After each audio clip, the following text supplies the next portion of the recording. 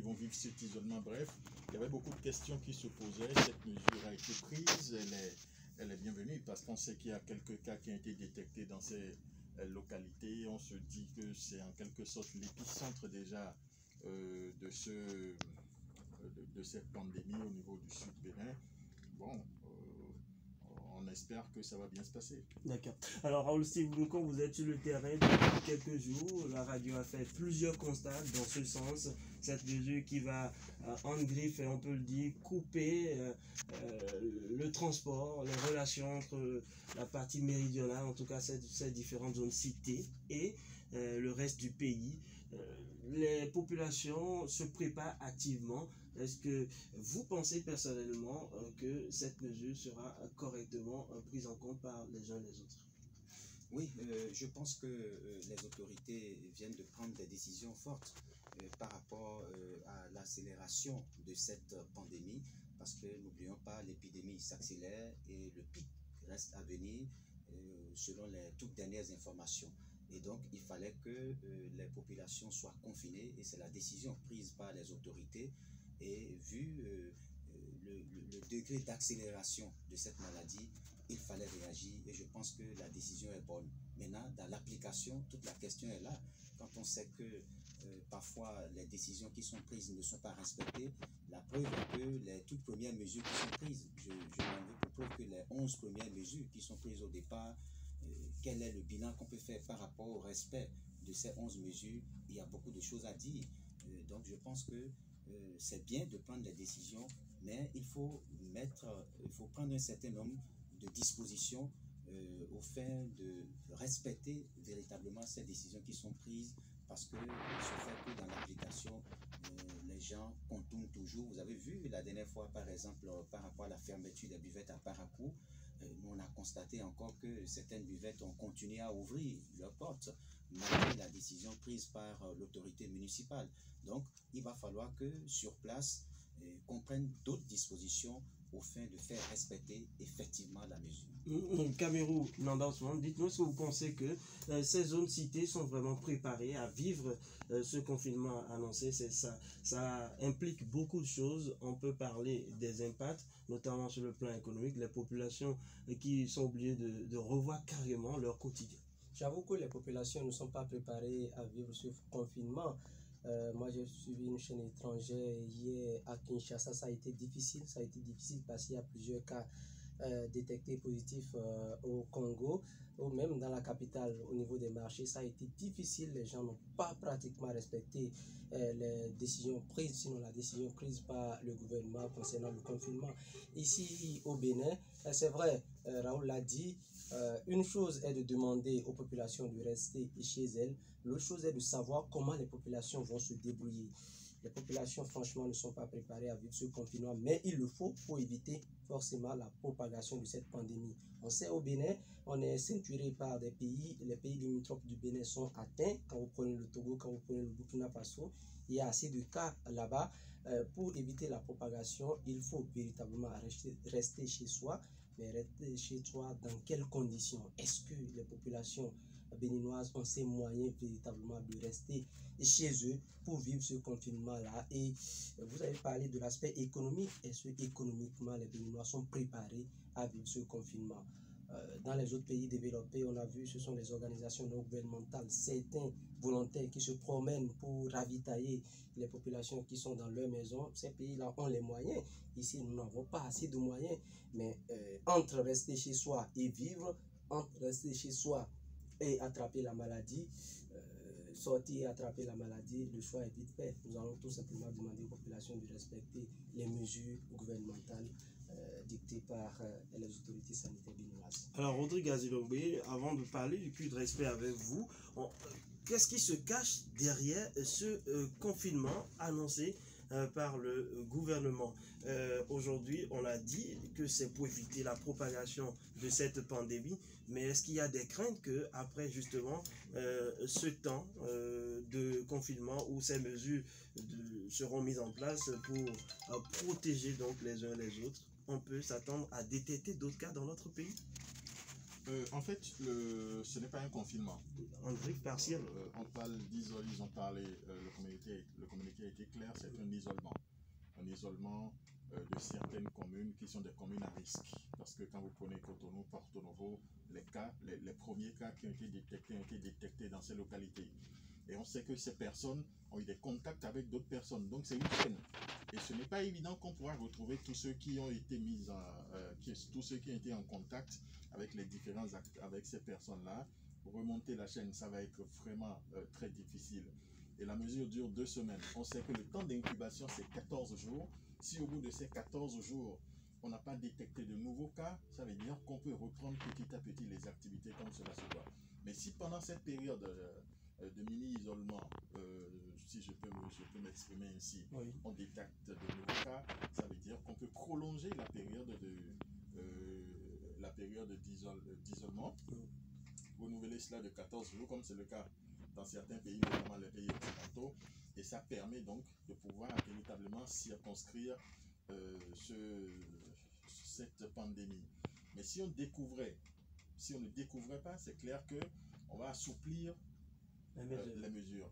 Mais la tendance serait beaucoup plus à durcir ces mesures parce que selon les experts, selon les stratèges ou ceux qui font les analystes, les épidémiologistes ou les virologues, on n'a même pas encore atteint le pic. On prévoit le pic pour début avril, mi-avril. Donc ce qui veut dire qu'on n'est pas encore sorti de l'auberge, il faut être vraiment très prudent. Mais de l'autre côté, vive le semi-confinement, il faut préciser qu'au niveau de ces localités, avec les mesures qui ont été diffusées hier par le ministère de l'Intérieur, on sait déjà comment ça va se passer. Sortir de la zone, ça va être difficile. Entrer dans la zone, ça va être difficile. Mais on peut circuler à l'intérieur, mais essayer de limiter au strict minimum la circulation.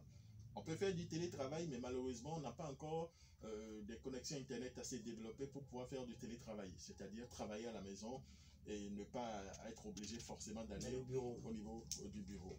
Notre mode de vie aussi pose problème. Vous avez des maisons où vous avez au moins 10 appartements ou bien 10 chambres à louer avec une promiscuité qui ne dit pas son nom.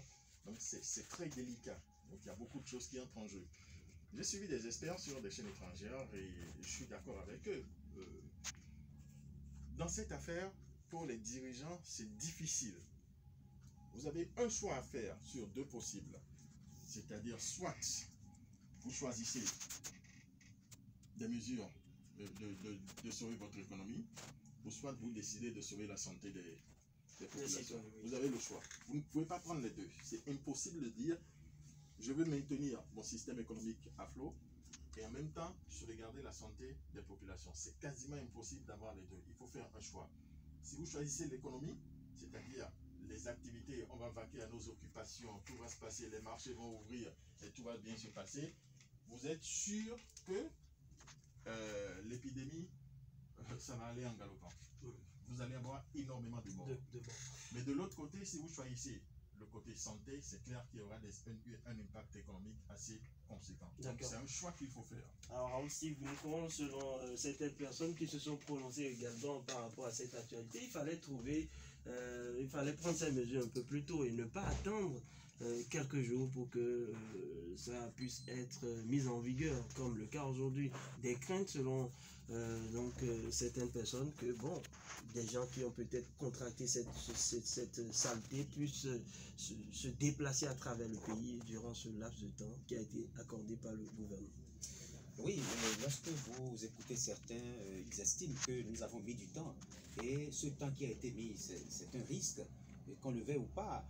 Voyez-vous, lorsque vous écoutez un peu, moi j'ai été à l'université de Parakou par exemple, j'ai eu la chance d'interroger quelques acteurs, j'ai vu un peu ce qui se passe à l'université, où dans les amphis, c'est toujours un effectif pléthorique.